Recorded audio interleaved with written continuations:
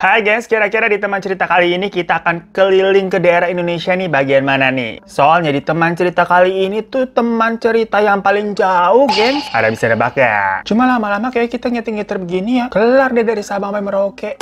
Dan karena di bulan Agustus, yang sejauh mata memandang tuh, banyak kan kita lihat tuh bendera merah putih berkibar di mana-mana, cakep ya? Karena kan sekarang lagi bulan kemerdekaan. Yang selain ada bendera merah putih di mana-mana, ada juga tuh banyak promo-promo. Salah satunya pasti di Bukalapak. Karena di bulan Agustus ini, lagi ada promo Buka Merdeka yang diskonnya up to 78%. Ulang tahun Indonesia yang ke-78, jadinya diskonnya 78% juga dong. Bener-bener bikin jadi merasa merdeka ya. Belanja segala kebutuhan kalian di Bukalapak. Banyak banget tuh kategori pilihan merdekanya. Mulai dari elektronik, fashion, kesehatan, makanan, kecantikan, sampai rumah tangga juga ada, gengs. Kayak ini ada nih, sofa ruang tamu minimalis estetik dari Livian. Yang harga aslinya tuh 3,9 jutaan. Tapi karena lagi promo merdeka nih, jadi cuma 1,8 jutaan aja. Lah gede banget ya promonya. So langsung aja cek-cek aplikasi Bukalapak. Yang biasa infonya ada di deskripsi di bawah. Pokoknya ingat, buka aja Bukalapak.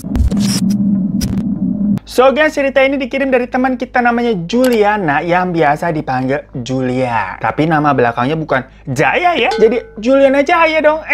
Ikan kita sering banget yang ngomongin Juliana Jaya begitu. Tapi di komen ada nih teman-teman yang nggak tahu Juliana Jaya apaan sih? Jadi itu tuh kursus sekolah menjahit, geng. Ya iklannya ada di mana-mana, biasanya ditempel di angkot-angkot tuh jurusan Pasar Minggu. Kita sering lihat kan stikernya di mana-mana tuh. Jadi kalau kita lagi naik apa tuh M17, P20, lah sering ngeliat tuh iklannya Juliana Jaya kursus menjahit begitu. Jadi nempel banget maksudnya di otak.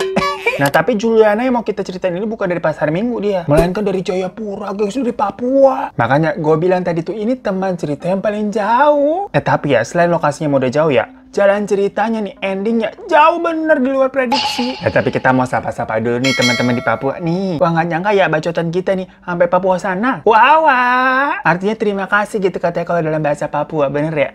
Nah, Julia ini itu sempat bekerja di sebuah rumah di Jayapura sebagai asisten rumah tangga. Di mana majikannya itu terdiri dari sang suami bernama Pak Edi, istrinya bernama Bu Gina, dan anak perempuan mereka yang masih berusia 1,5 tahun bernama Melani. Cuman majikannya ini tuh semuanya orang Sumatera, gengs. Yang memang baru pindah ke Jayapura karena urusan pekerjaan. Dimana Pak Edi ini tuh kerja di sebuah pertambangan dan punya semacam bisnis juga. Jual beli emas gitulah dari hasil tambangnya. Dan mendapatkan fasilitas rumah di situ. Nah, Julia ini sebenarnya diutus sama perusahaan buat kerja di rumah tersebut. Jadi bisa dibilang Julia ini yang gaji ya perusahaannya itu. Dan sebelumnya dia juga udah pernah kerja di keluarga lain yang merupakan karyawan dari perusahaan itu juga. Cuma orangnya mau udah pensiun, digantikan sama Pak Edi ini. Kata si Julia ya, jarak umur Pak Edi sama Bu Gina ini agak-agak dilihat lumayan jauh loh. Soalnya waktu kejadian nih di tahun 2015, Pak Edi itu pas banget umurnya sudah 50 tahun. Sementara Bu Gina ini 31 tahun, ya nggak muda juga, tapi kan jarak rentannya berarti berapa tuh? 19 tahunan. Dan sebelumnya Pak Edi ini sudah pernah menikah, tapi memang cerai. Dan Bu Gina itu adalah istri kedua dari pernikahan keduanya gitu ya. Tapi udah cerai dulu sih baru nikah. Nah, awal pertemuan Julia dengan keluarga ini bisa dibilang agak kurang berkesan, kurang menyenangkan. Karena di hari pertamanya aja, Julia udah kena marah. Perihal kerjaannya katanya dianggap kurang bersih, gengs. Pokoknya menurut Julia nih, Pak Edi itu sifatnya galak dan temperamental banget. Sementara Bu Gina ini rada judes. Jadi combo ya, dapat majikan dua-duanya modalnya begitu. Ya karena itu pun mungkin ya, antara suami istri ini memang sering ribut juga katanya. Lah dua-duanya sifatnya begitu. Nggak kayak kita gitu kan, kalem, penyabar, pendengar yang baik gitu kan. Pasti nanti yang jadi pasangan gue tuh bersyukur, kayak syukurin lu gitu. Mau aku tambah lagi penderitaanmu?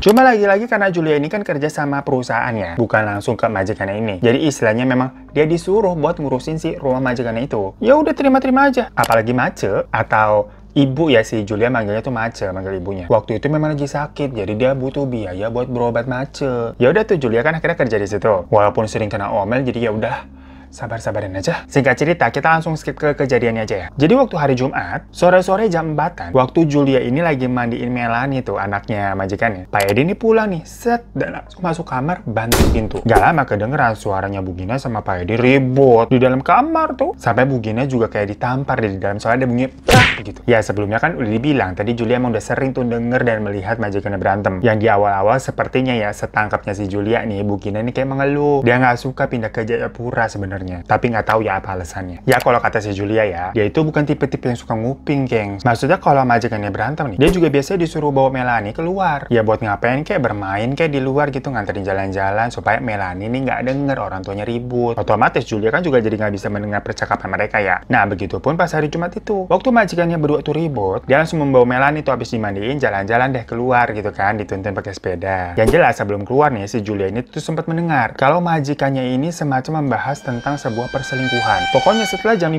lebih atau sekitar jam setengah 6-an, Julia memutuskan untuk balik ke rumah. Karena ya biasanya kalau majikannya bertengkar paling lama ya sejam gitu ya. Habis itu udah selesai, ujung-ujungnya biasanya diem-dieman tuh di rumah. Plus rumah juga biasanya berantakan. Habis itu Julia tugasnya beres-beresin rumah. Nah pas Julia balik nih bener aja, foto pernikahan majikannya yang ada di meja TV udah jatuh ke bawah, ke lantai pecah. Sementara Bu Gina di dalam kamar tuh kan kamarnya pintunya kebuka lagi nangis tuh sendirian. Kalau Pak Edi kayaknya udah nggak ada nih. Soalnya mobil yang diparkir di depan juga udah nggak ada, jadi kayaknya pergi habis berantem mungkin ya. Nah jam kerjanya Julia itu biasanya hanya sampai jam 5, karena di kontrak kerjanya pun seperti itu. Cuma di hari-hari sebelumnya pun dia udah pernah juga sering di atas jam 5, biasalah. By the way, Julia nggak tinggal di situ ya. Dia datang jam 7 pagi dan pulang harusnya jam 5 sore. Plus Sabtu sama Minggu dia libur. Pokoknya ketentuannya dari perusahaan begitulah. Ya kan itu hari Jumat, pas Julia tadi pulang ke rumah kan, dilihat udah jam setengah 6, figura pecah, dia bersih-bersih segala macam. Jam 6 dia memutuskan untuk udah pulang. Jadi dia pamit dan memberikan Melanie tuh ke Bu Gina yang sebenarnya masih menangis tuh di dalam kamar. Ya jujur sih kata si Julia, semenjak dia bekerja dengan keluarga itu, yang kurang lebih ini berjalan udah 2 bulan, dia agak nggak peduli juga ya misalkan kalau majikannya lagi berantem. Karena hampir tiap hari kayak emang ribut mulu. Ditambah perlakuan majikannya ke Julia kan juga nggak baik ya sebenarnya. Yang membuat Julia kayak ya udahlah itu urusan pribadi mereka. Saya di sini hanya kerja dari perusahaan dan di luar jam kerja saya berhak pulang. Nggak mau ke bawa-bawa urusan rumah tangga mereka. Maksudnya walaupun pada saat itu Julia melihat si Bu Gina lagi nangis-nangis, tapi ya udah dia tetap nih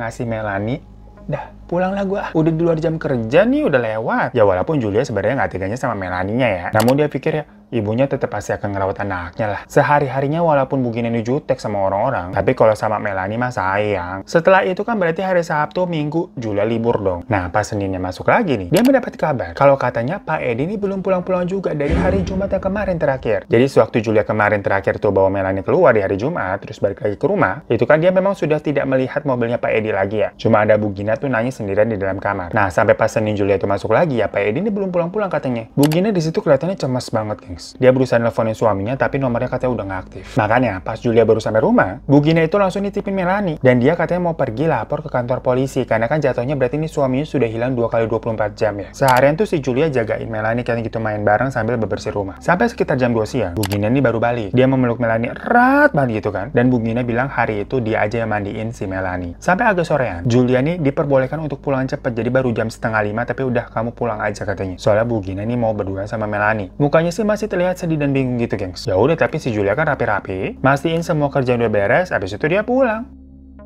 Besoknya Selasa pas datang ke rumah, tahu-tahu ada polisi tuh di rumah. Di rumahnya Bu Gina maksudnya ya. Di situ Bu Gina terlihat lagi ngobrol-ngobrol nih sama polisinya. Dan gak lama ada salah satu polisi yang mendatangi Julia. Nanya-nanya gitu guys, si Julia ditanya-tanya kayak udah lama berapa kerja di sini? Udah lama berapa kerja di sini?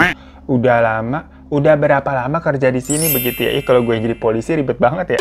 Ya Julia kan bilang, udah jalan 2 bulan pak, saya dari perusahaan emang di tempatnya di sini disuruh. Yang ujung-ujungnya mah polisi maksudnya nanya kronologi terakhir dia bertemu Pak Edi itu bagaimana. Ya Julia cerita dong kejadian di hari Jumat. Pokoknya setelah Pak Edi pulang, kedua majikannya itu kan bertengkar. Makanya akhirnya Julia nih keluar nih membawa Melanie biar dia nggak dengar pertengkaran orang tuanya. Balik-balik ke rumah, Pak Edi udah nggak ada, mobil udah nggak ada. Sementara Bu Gina di dalam kamar nangis sendirian. Ya udah dari situ dia ngasih Melanie ke Bu Gina terus dia pulang. Senin dia masuk lagi, si Bu Gina bilang Pak Edi belum pulang-pulang. Hal yang membuat Bu Gina ini cemas karena ternyata Pak Edi ini nggak tahu kemana guys. Ke kantornya nggak ada. Jadi misalkan kalau Pak Edi marah nih ke Bu Gina nih, mungkin kan jadinya biasanya nginep di kantor tuh. Apa ya? Nginep di hotel juga bisa. Yang at least dari Senin atau Selasanya Pak Edi masuk kantor lah, dia harus kerja. Ini enggak gengs, gone. Jadi akhirnya pihak kantor pun jadi turun tangan untuk mencari keberadaannya Pak Edi nih. Kemana sih Pak Edi? Sementara menurut kesaksian Bu Gina, pada hari Jumat itu tuh mereka bertengkar karena Bu Gina curiga Pak Edi ini tuh punya orang ketiga atau punya selingkuhan. Tapi Pak Edi nggak ngaku, mereka jadi ribut. Yang ujung-ujungnya Pak Edi ini pergi membawa tas berisi baju-baju. Tapi waktu ditanya kayak emang selingkuhannya siapa Bu? Bu Gina juga nggak tahu. Karena dia hanya mergokin Pak Edi ini semacam teleponan mesra. Dan pas si Bu Gina nanya itu siapa, mau ngecek handphonenya nggak dikasih sama Pak Edi. Jadinya mereka bertengkar sampai Bu Gina ditampar. Jadi di sini buat ngecek selingkuhnya Pak Edi itu siapa, mungkin si Pak Edi ke rumah selingkuhannya juga susah ya siapa. Cuma setidaknya ada dugaan kalau ya tadi tuh Pak Edi bisa jadi ke rumah selingkuhannya yang tidak tahu siapa. Ya buat Julia nggak ngerti ya, baru kerja 2 bulan di situ dia juga nggak pernah ngurusin urusan rumah tangga majikannya. Pas ditanya sama polisi, kamu tahu nggak Pak Edi ini punya selingkuhan, kira-kira siapa?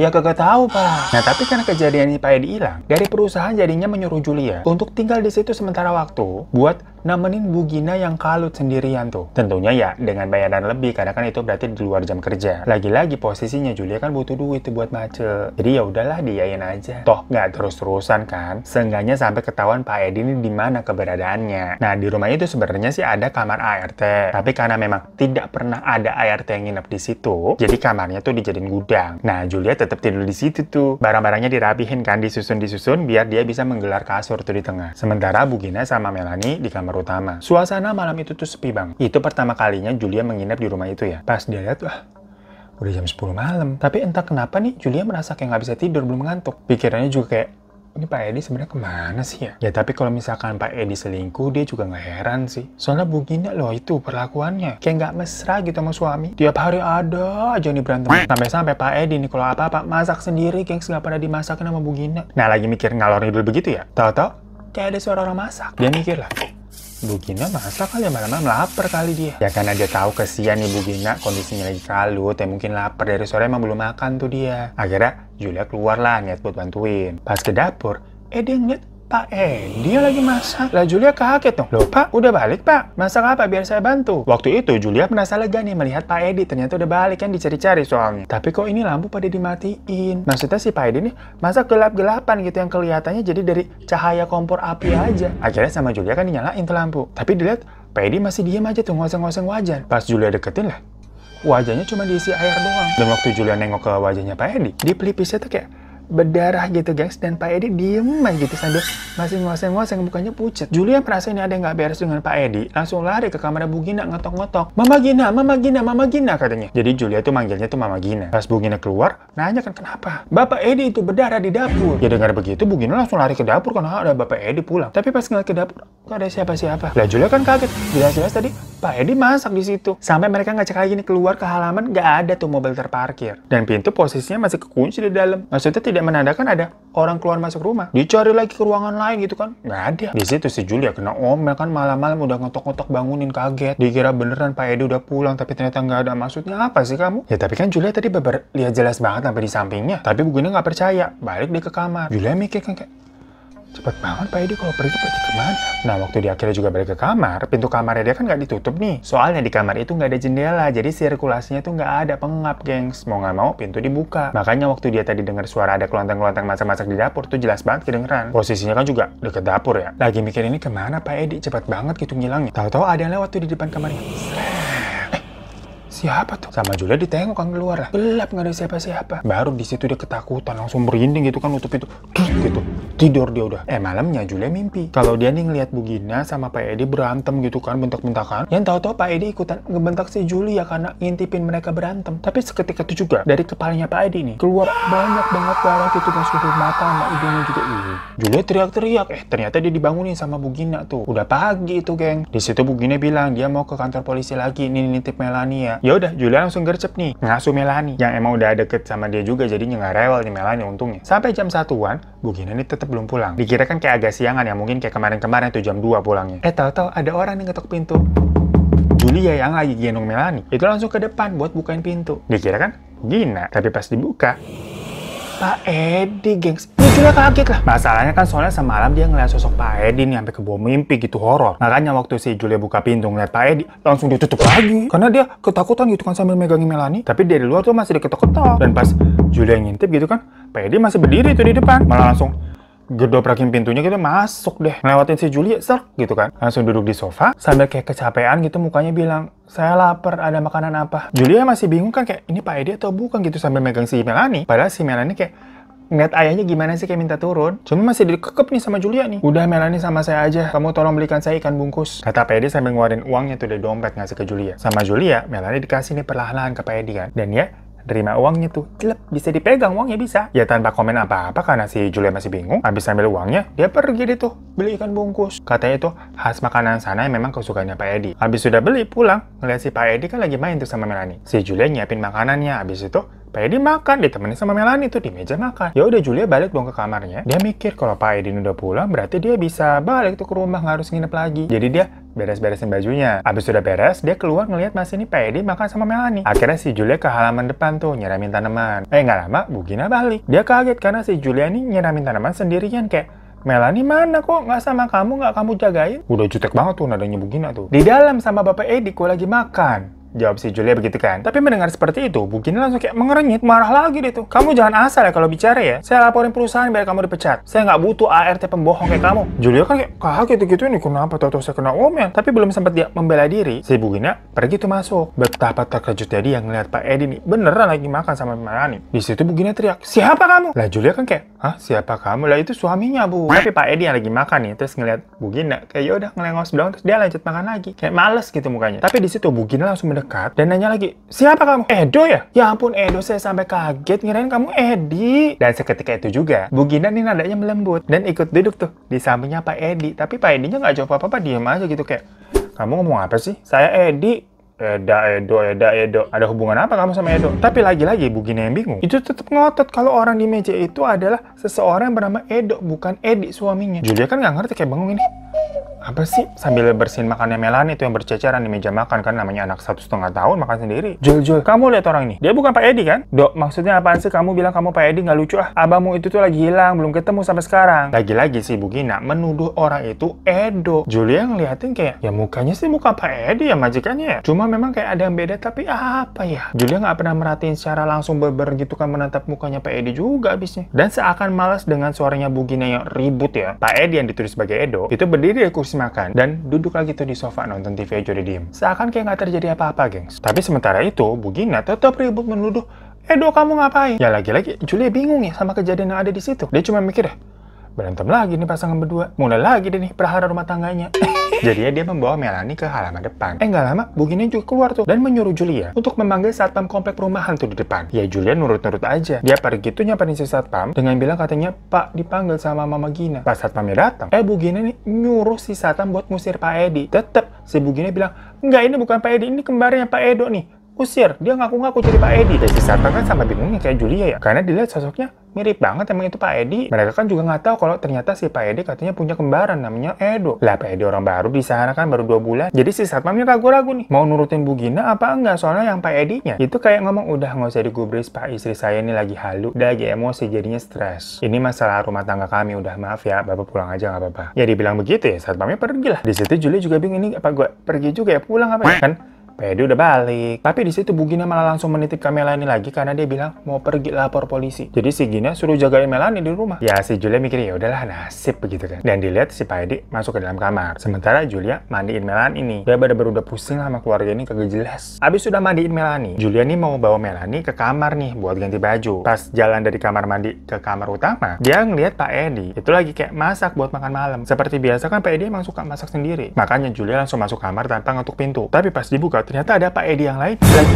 ganti baju. Jadinya Pak Edinya teriak, Julia juga teriak kayak, maaf Pak. Tapi seketika itu juga kan si Julia mikir, loh bukannya tadi Pak Edi masak di dapur. Pas ngecek lagi ke dapur, lagi-lagi udah kagak ada tuh Pak Edi yang masak tuh. Dan waktu Pak Edi yang lagi di dalam kamar keluar, Julia kan langsung minta maaf lagi. Dia bilang, tadi saya lihat Bapak masak di dapur, makanya saya masuk aja langsung ke kamar tuh mau gantiin bajunya Melanie. Di situ Pak Edi nggak marah dan dia bilang, udah saya aja yang gantiin bajunya Melanie. Dan Pak Edi ngasih uang lagi nih ke Julia buat beli makan malam. Jadi nggak masak di hari itu. Karena panik, malu dan bingung. Ya udah, Julia langsung keluar tuh beli makanan. Balik-balik tahu ada mobil polisi di depan rumah. Pas masuk ternyata ada bener tuh ribut-ribut. Karena Bu Gina tetap bersikeras kalau orang yang ada di hadapannya itu adalah Edo, kembaran suaminya Pak Edi. Julia yang lagi-lagi diminta keterangan sama polisi ya bingung. Karena dia pun nggak bisa membedakan apa iya ini bener yang namanya Edo itu kembarannya Pak Edi. Lah saya kagak tahu Pak. Julia juga baru tahu kan dari majikannya tuh Bu Gina kalau ternyata Bapak Edi punya kembaran. Nah, polisi meminta Bu Gina untuk mendeskripsikan ciri-ciri kalau memang benar itu bukan suaminya. Maksudnya ada tanda lahir atau apa nggak Bu? Bu Gina bilang suaminya tuh punya tanda lahir di dekat paha atas. Lah kayak ayam KFC ya, paha atas ya.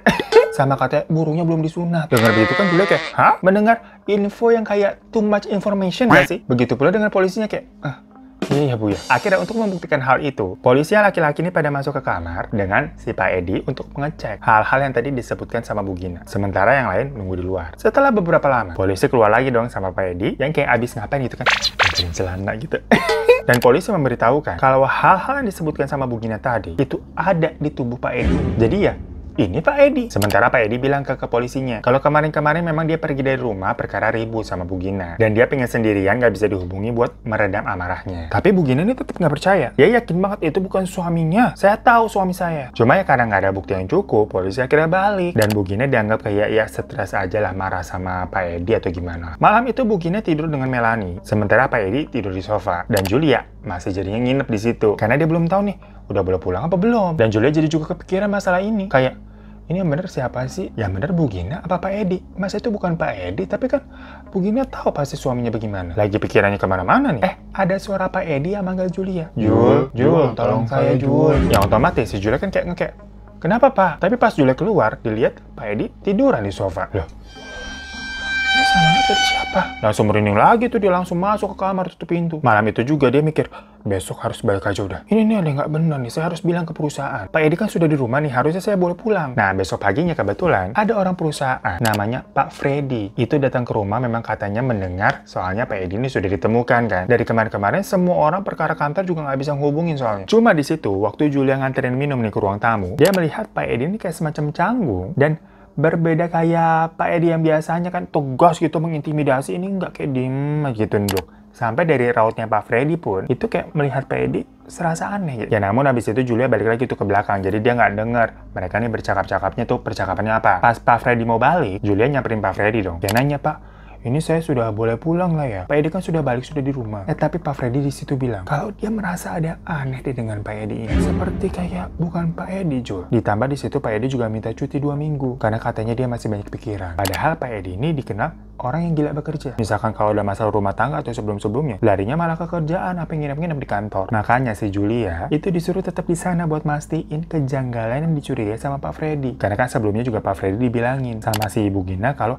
itu bukan Pak Edi, itu kembarannya Pak Edo. Nah Julia kan kayak, ya ilah apa urusan sama gue. Dari awal kan dia nggak mau ikut campur masalah rumah tangga majikannya ini ya. Tapi abis Pak Freddy pulang nih, ada cewek ini dateng. Namanya Bu Yola, katanya dia dari bank. Ya Julia mempersilahkan masuk aja kan. Ternyata Bu Gina kenal sama Bu Yola ini yang merupakan personal asisten dari salah satu bank. Jadi katanya kalau kalian sudah menjadi nasabah prioritas yang tabungannya tuh MM-an ya, biasanya akan dapat personal asisten seperti itu. Nah, dikira Bu Gina, Bu Yola mau ketemu dia. Tapi ternyata Bu Yola ini mau ketemu sama Pak Edi. Karena dia mendengar Pak Edi yang sebelumnya hilang sudah ketemu nih, sudah balik ke rumah. Soalnya semenjak statusnya Pak Edi ini hilang, ada transaksi mencurigakan dari rekening tabungannya Pak Edi, gengs. Makanya untuk sementara waktu, pihak bank ini sempat memblokir rekeningnya Pak Edi. Nah, dari kemarin sih, Bu Gina itu sempat meminta untuk blokirannya dibuka. Karena kan dia harus apa, bayar listrik, bayar kebutuhannya Melanie. Yang semua itu duitnya dari mana? Karena kerja suaminya. Jadi memang dia selalu mendapat transferan atau uang dari suaminya. Tapi semenjak suaminya hilang ya nggak ada. Nah makanya pihak bank nih pas dengar Pak Edi sudah ada di rumah, dia mau mengonfirmasi. Soalnya transaksi yang mencurigakan sewaktu Pak Edi ini hilang, itu nominalnya sekitar 120 juta rupiah. Jadi lumayan besar. Nah ditanya benar itu Pak Edi yang ambil. Dan Pak Edi bilang, iya saya yang ambil. Namun Bu Gina ini tidak mempertanyakan. Kayak, buat apa kamu ambil sebanyak itu? Biasanya mah udah mencok-mencok ya. Apalagi kan Bu Gina mencurigai kalau Pak Edi katanya selingkuh. Apa itu buat selingkuhan kamu gitu kan 120 juta? Nah tapi di situ Pak Edi juga bilang, katanya dia mau nyairin semua depositonya yang ada di bank tersebut sebesar 3 miliar gitu. Ya tabungannya 3 miliar. Coba tabungan lo tanggal sekarang berapa nih? Ini tanggal tua kan? Belum pada gajian kan sama kita juga. Mana handphone kita? Coba cek bentar ya. Nih info saldo. Tuh gengs, 3.000 perak. Lah jomblang banget ya, 3 miliar sama 3.000 perak. Tapi di situ Bu Yola juga agak kaget. Masalahnya nih kalau dicairin, otomatis kan ini nasabah prioritas Pak Edi bakal kecabut. Ya kalau orang bank itu berarti nasabahnya hilang gitu istilahnya. Sedangkan Bu Gina langsung mencok-mencok di situ. Kayak buat apa kamu nyariin semua deposito itu? Karena di situ ada tabungan rencana pendidikannya Melanie juga. Cuma Pak Edi bilang bukan urusan kamu. Ya Bu Gina marah-marah. Kamu mau menguasai harta suami saya kan? Kamu berpura-pura jadi Edi supaya bisa menarik semuanya. Oh gitu ternyata. Di situ Bu Yola bingung. Kayak, Maksudnya gimana berpura-pura jadi Pak Edi? Lah ini Pak Edi atau bukan? Sambil teriak-teriak si Bu Gina tuh bilang kalau bukan, ini orang adalah Edo, kembaran suami saya yang sedang menyamar. Entah untuk apa maksudnya. Tapi setelah Bu Gina tahu kalau orang ini mau nyari semua deposito suaminya, Bu Gina yakin kalau orang ini adalah Edo yang punya maksud terselubung. Karena mendengar sesuatu yang aneh seperti itu, Bu Yola ini meminta Pak Edi untuk besok datang ke bank jika mau tetap mencairkan proses depositonya. Sekalian ya, tanda tangan segala macam lah. Dan Pak Edi bilang oke. Cuma tetap Bu Gina teriak-teriak. Karena kayak dia yakin betul itu Edo bukan Edi. Akhirnya Bu Gina pergi tuh dengan amarahnya keluar dari rumah. Ya lagi-lagi Melanie dititipin ke Julia. Balik-balik sekitar jam 4 sore. Dia datang bersama seorang pria. Datang-datang Bu Gina bilang ke pria itu, lihat Wir. Dan pria itu tampak terkejut melihat si Pak Edi. Kayak, Pak Edi? Tapi Pak Edi kayak nggak mengenal ini tuh siapa pria ini. Saya Wira Pak. Rekanan bisnis Bapak. Oh, Pak Wira. Gitu dong, Pak Edi bilangnya kayak, oh, Pak Wira. Dan Pak Wira langsung kayak ngerenyet dan mengatakan kayak, Bapak bukan Pak Edi. Di situ Pak Edi marah dan langsung mengusir Pak Wira, geng. Bu Gina sama Pak Edi bertengkar lagi. Terdengar tuh kalau Bu Gina bilang, bagaimana mungkin kamu tidak mengenali Wira? Berarti jelas-jelas kamu bukan Edi. Kebohonganmu akan terbongkar. Kalau benar kamu Edi, kenapa kamu kesini tanpa membawa apa-apa? Mana baju-bajumu? Mana mobilmu? Mana KTP-mu? Aku mau lihat. Tapi Pak Edi malah terlihat semakin marah dan membanting pintu keluar dari rumah. Malamnya saat semua udah tenang, udah sepi, Julia masih mikir kayak, ini kapan saya bisa pulang? Masih terus-terusan di situ jadinya dia. Kedengeran ada suara orang buka pintu depan. Ya sebenarnya Julia udah tahu kalau itu ya Pak Edi lagi pulang. Kan tadi habis pergi waktu berantem. Tapi buat make sure aja nih ngecek kalau itu bukan maling gitu ya. Ya udah dia ngintip tuh keluar. Dan bener, Pak Edi pulang tuh. Cuma kok kayak dilihat-lihat kotor banget bajunya ya. Lagi-lagi lampu kan gelap tuh kalau malam dimatiin. Nah, Julia udah gak enak nih perasaannya. Firasatnya kayak, jangan-jangan nih penampakannya lah. Jadi sebelum sosok itu tambah dekat dan berjalan ke bawah cahaya biar kelihatan, si Julia langsung balik badan dan buru-buru nih mau masuk kamar. Tapi tahu-tahu di situ Pak Edi ngomong, "Kenapa Jul? Udah tahu ya?" Pas Julia nengok, dia ngeliat sosok Pak Edi yang kotor banget gitu kayak banyak tanah dan lagi-lagi berdarah gitu. Di situ Julia teriak sampai pingsan. Bangun-bangun dilihat udah ada Bu Gina sama Melanie tuh digendong lagi nangis. Ditanyakan, "Kamu kenapa?" Si Julia bilang kalau dia melihat penampakan Pak Edi yang serem banget. Cuma ya langsung disemprot sama Bu Gina yang bilang nggak percaya. Nah paginya pas jam 11 siang, tahu-tahu Bu Gina dapat telepon. Dimana pas nerima dia kayak kesambar petir gitu kayak. Marah-marah langsung kan soalnya seperti itu kayaknya dari orang bank. Dari situ Bu Gina juga langsung telepon orang namanya Pak Wira buat bilang jemput ya. Setelah 30 menit, pria yang kemarin tuh datang lagi yang ternyata itu namanya Pak Wira. Bu Gina juga bilang kalau Julia ikut kamu, bawa Melanie juga. Julia masih bingung yang langsung ditarik tuh ke mobil masuk ke dalam. Ternyata mereka mampir ke kantor polisi, geng. Dimana Bu Gina melaporkan adanya tindak pencurian identitas untuk mengambil harta. Di situ Pak Wira juga datang sebagai saksi. Sedangkan Julia lagi-lagi nggak tahu apa-apaan. Bu Gina lapor katanya tadi dia ditelepon sama pihak bank perihal nih Pak Edi yang katanya mau mencairkan seluruh depositonya dan menarik tabungannya. Bu Gina pokoknya yakin kalau itu bukan suaminya, melainkan kembaran suaminya yang bernama Edo. Tapi mengaku-ngaku menjadi Edi supaya bisa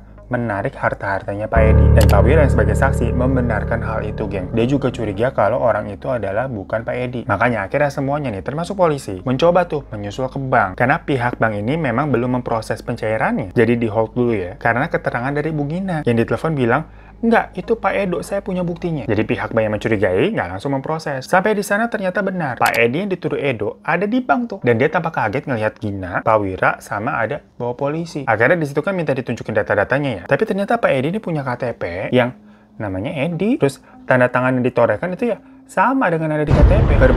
Tanda tangannya Pak Edi memang. Jadi pihak bank di sini semacam apa ya? Nggak bisa menolak pengajuannya. Masa iya mau cairin deposito harus tes DNA? Otomatis rekeningnya semuanya dicairin, geng. Dengan saksi-saksi yang ada. Maksudnya di situ ada Bu Gina, Pak Wira, sama polisi. Bu Gina langsung kayak orang kesetanan gitu. Gak mungkin itu pasti KTP palsu. Jahat kamu Edo, kamu jahat. Pokoknya Bu Gina kayak ngereok gitu, sampai ditenangin sama polisi. Kayak sudah bu.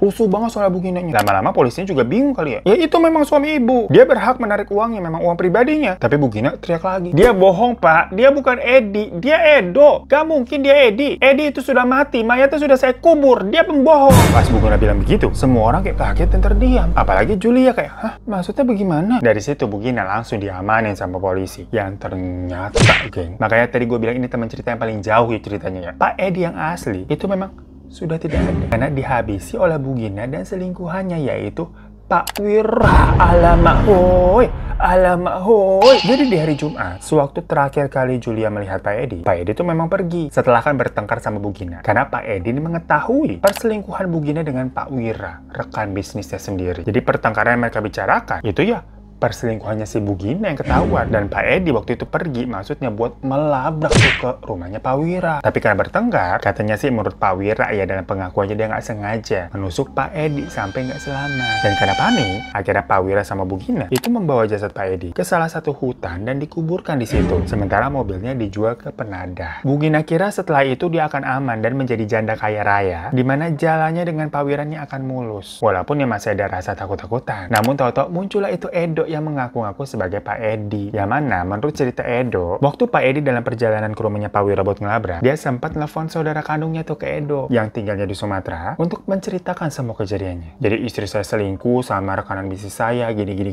gitu kan. Tapi habis itu kok Edo ini malah dapat laporan dari polisi kalau katanya Pak Edi dinyatakan hilang. Nah, karena merasa ada yang mencurigakan, ada yang janggal, makanya dia berpura-pura menjadi Pak Edi yang ceritanya juga mau mengambil semua hartanya Pak Edi. Dan sebelumnya dia sudah menceritakan kesaksian yang dia terima di telepon kepada polisi, di mana dia curiga nih sama Bu Gina beserta selingkuhannya tuh Pak Wira. Makanya sandiwara pun dimainkan, geng. Jadi sewaktu Pak polisi ngecek yang katanya ada tanda lahir sama burung yang belum disunat, ya sebenarnya nggak ada karena kan itu Edo. Cuman dibuat seolah-olah ada karena masuk ke kamar mereka berdua doang tuh, polisi sama si Edo. Udah kong kali kong. Sementara si Juliana yang nggak tahu apa-apa kan kayak jadinya, hah? Ya kaget ke kita. Dan mungkin teror-teror yang dia lihat di dalam rumah itu ya hantunya Pak Edi beneran yang minta tolong. Makanya dari situ kuburnya Pak Edi dicari dan ditemukan bener ada di dalam hutan. Ya udah Bu Gina sama Pak Wira ditangkap dan Melanie diurus sama Pak Edo dibawa ke Sumatera. Gimana gengs, kalian awalnya suuzon dan percayanya sama siapa? Ya si Juliana yang dari awal sebenarnya nggak mau ikut campur masalah rumah tangga majikannya ini ya. Lah tau-tau keseret aja gitu kan dan ikutan kena prank. Ya katanya si kasus ini dulu sempat ada di beberapa media koran. Tapi memang nggak seheboh itu. Karena antara Pak Edi atau Bu Ginanya kan orang biasa. Dan di kasusnya juga diberitakannya suami dibunuh selingkuhan istrinya, udah gitu aja. Ya mungkin dari banyak orang kayak kurang menarik gitu. Karena kan banyak memang kejadian-kejadian kayak begitu. Cuma Juliana yang ada di dalamnya dan melihat semua sandiwaranya tuh, peran dari saudara kandung si Edo yang merupakan kembarannya bersama polisi sampai bisa mengungkap nih. Kayak jadi beda aja point of view-nya. Soalnya cerita-cerita polisi seperti ini kan memang tidak banyak dibeberkan ke media. Secara gamblang bagaimana polisi ini bisa mengungkap sebuah kasus. Apalagi memang kalau kasusnya bukan kasus besar, bukan kasus orang ternama. Jadi kalau yang kayak gini-gini nih hanya orang dalam saja mengetahui jalan ceritanya, gengs. Bener-bener kan, ini temen cerita yang endingnya paling jauh. Ya untungnya tapi happy ending bisa dibilang ya buat kasus ini, maksudnya terungkap. Wah ya Juliana ya, terima kasih. Sehat-sehat terus. Karena katanya sih sampai saat ini Julia itu masih bekerja di perusahaan yang itu, tapi udah naik jabatan. Jadi admin sekarang, geng. Karena basicnya dia memang mau selalu belajar hal-hal baru lah. Ya bagus begitu ya. Thank you lagi sekali lagi. Dan semuanya juga nonton, thank you. Jangan lupa tapi klik tombol subscribe di bawah ya buat bantu-bantu. Sama minta like-nya juga. Jangan lupa juga. Jangan lupa apa? Udah jangan lupa klik subscribe, klik like, sama share. Udah begitu aja ya. Terima kasih. Sampai jumpa lagi di teman cerita selanjutnya. Oh, jangan lupa ini kalau mau ngirim email ke sini tuh kan kita lupa ngomong ya. Alhamdulillah. Astagfirullahaladzim. Udah deh. Assalamualaikum semua disebut. Dadah.